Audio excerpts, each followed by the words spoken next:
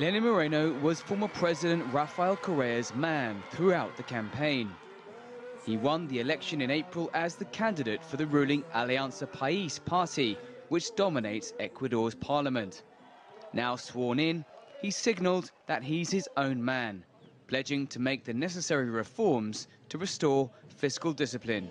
Intense social spending over the last decade has changed Ecuador for the better.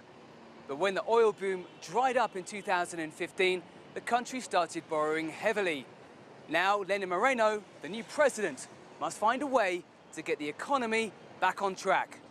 That spending has left Ecuador saddled with high-interest foreign debt and debt for oil payments due mainly to China. Just after winning the election, Moreno played down the problem. It was perfectly manageable, he told CGTN. La deuda que nosotros hemos adquirido ha sido básicamente para inversión. The debt we've acquired is basically for investment in very profitable projects. The average interest for our debt is still very high, but historically it's not so high, not even comparatively with North America. The interest is approximately 5.9%. We will no doubt have to look for cheaper debt and with better deadlines in order to access the resources we need for national development. Para poder aplicarlos en el desarrollo nacional.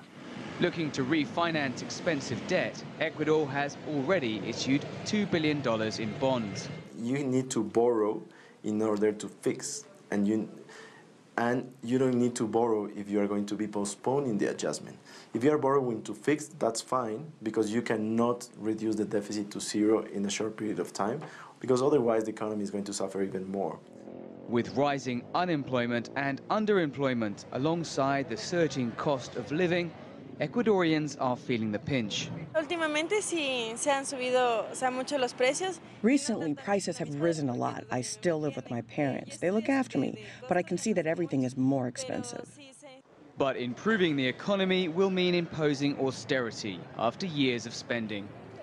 That won't make Moreno popular, say analysts, and his pledge to tackle state-backed corruption could upset his power base.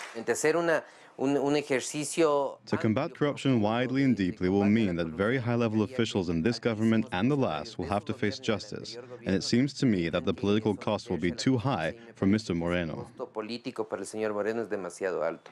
Right now, there's broad backing for his change of course, but analysts say he must act soon.